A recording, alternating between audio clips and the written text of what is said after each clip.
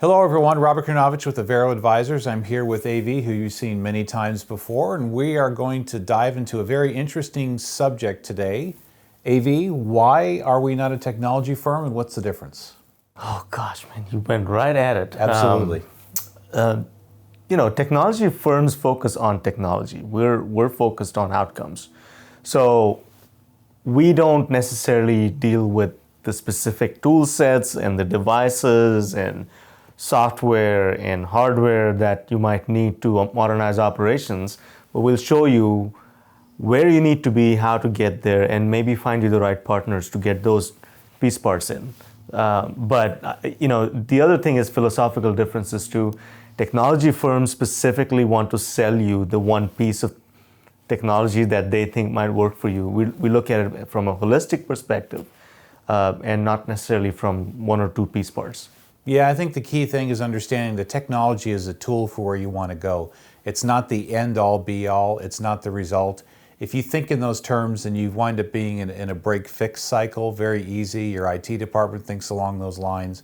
When you broaden it to include strategic planning and look at technology as a tool, you get to the vision and you get to where you want to go, not only in the short term, but the long term. And I think that's why we are not a technology firm, as we are strategic planners. We're thinkers, we're innovators for local government. Yeah, it's odd because we just got out of a meeting with a mayor and city administrator and a CIO, and we talked about ERP systems and we talked about citizen engagement using technology, and we talked about using rescue funds, ARPA funds, that are earmarked for technology. So I can see how this gets confusing, but I can also see how if we were not involved, they would have bought a bunch of stuff without having a cohesive plan on how to spend that money or use those tools.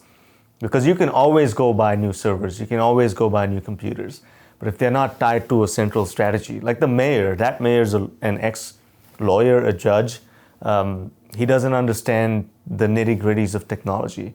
All he wants to do is get reports out of the system. All he wants to do is look good to his community. All he wants to do is provide the services that his citizens expect of the city. So if you go at it from a technology-first perspective, none of that gets done. We've seen that happen too. Yeah, and you actually can lose your audience, your citizens specifically, because their technology in their lives is constantly evolving. One of the things I always like to bring up is the advanced experience that a lot of people have in being able to access their banking through an app on their phone and how that changes in terms of security and what you can do with that.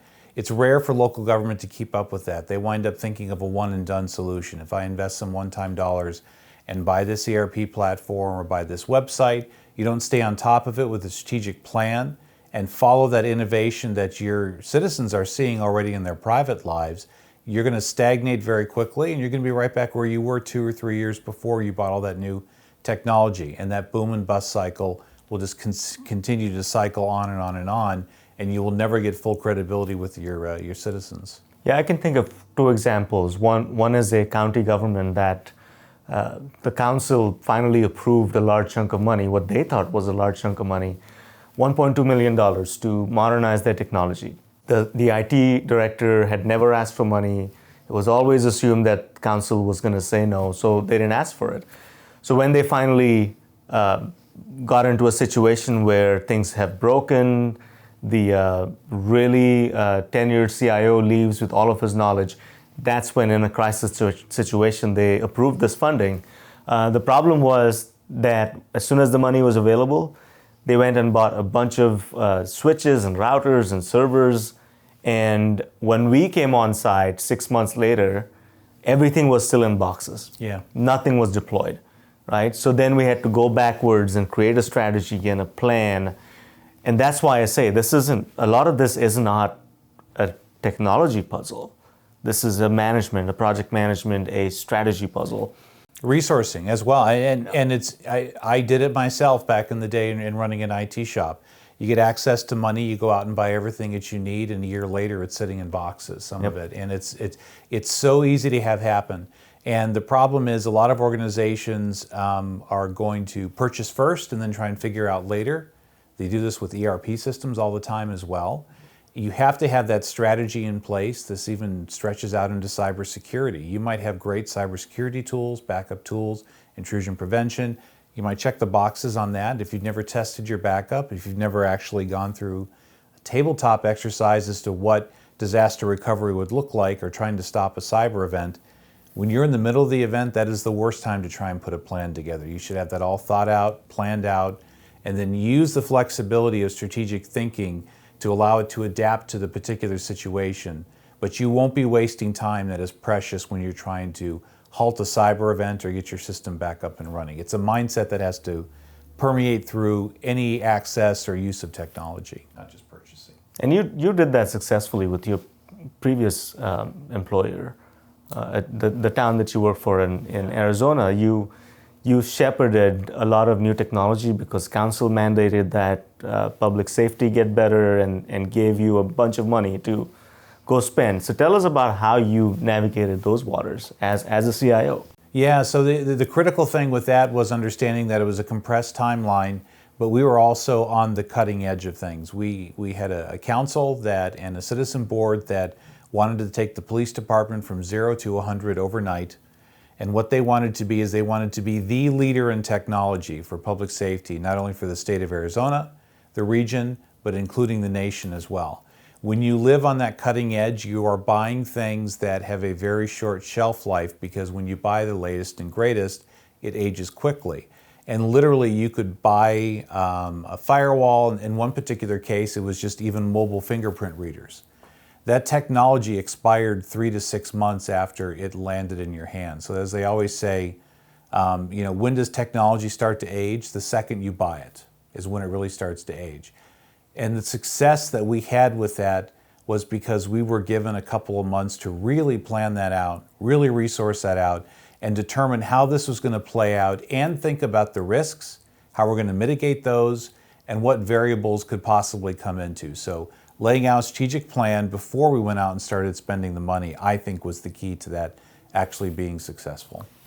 And I mean, you're talking technology, technology. How are we not a technology firm again? What are your thoughts on that? Because we're strategic thinkers, we're innovators. And that's not to say other technology companies don't do that, but when you focus on the product, when you focus on, here's the latest help desk solution, people that we work with, they think along those lines because they have to, but they don't necessarily have to leverage strategic thinking because they're implementers of technology, they're supporters of technology. And the strategic level and things like enterprise risk that tie into that really are the purview of executives within your organization, the leadership in your organization. You're using these tools to mitigate enterprise risks. And so therefore they have to be bought into it.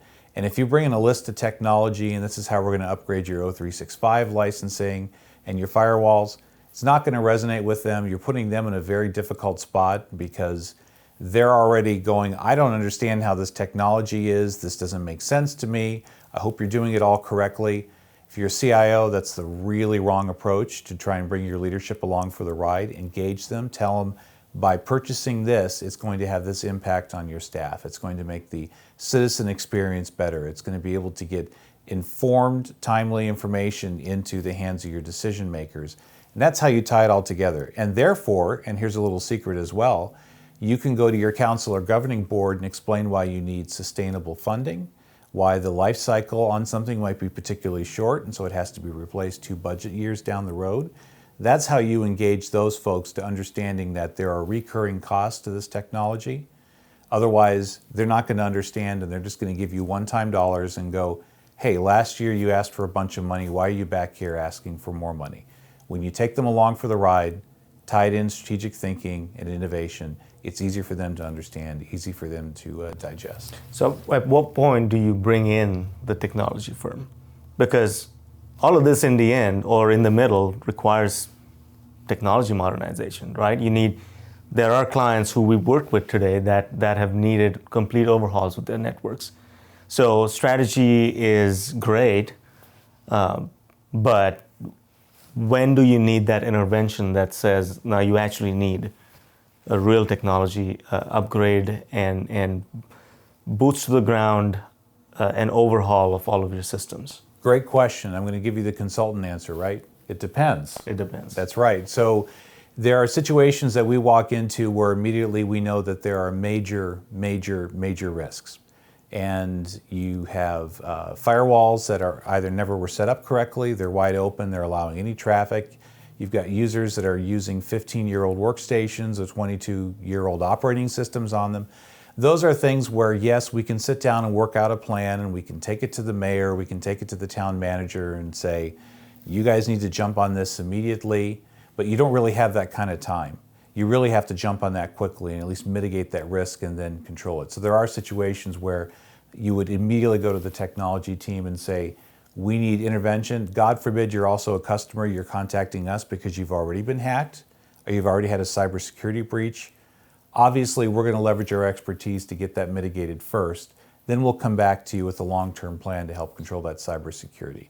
In the ideal world, you're going to figure out all the plans, you're going to get everyone engaged, then you're going to go out and purchase that specific technology that meets your need. Then you bring in the implementers to actually implement the technology. So when and how does a client, how does a county or a city transit agency, public housing authority, how do they maintain steady state, so to speak? Once you're done with strategy and putting in new systems, is it then time to bring in like a managed services partner and hand them off the infrastructure?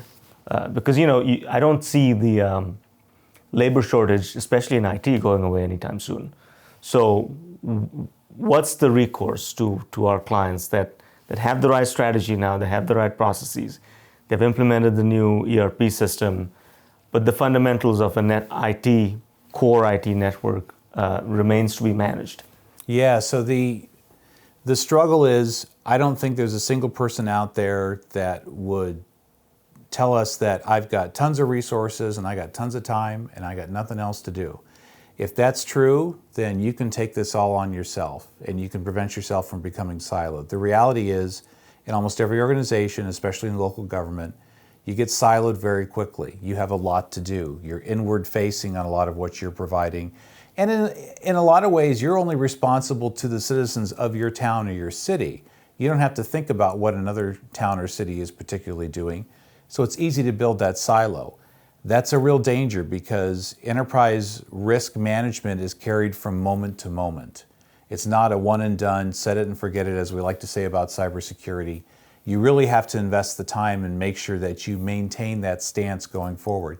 You can tie this into your help desk, you can tie this into your ERP as well, but just to be able to deal with the fact that it's inevitable that you're going to be siloed, and so are your leaders, and so are your council members, to be honest.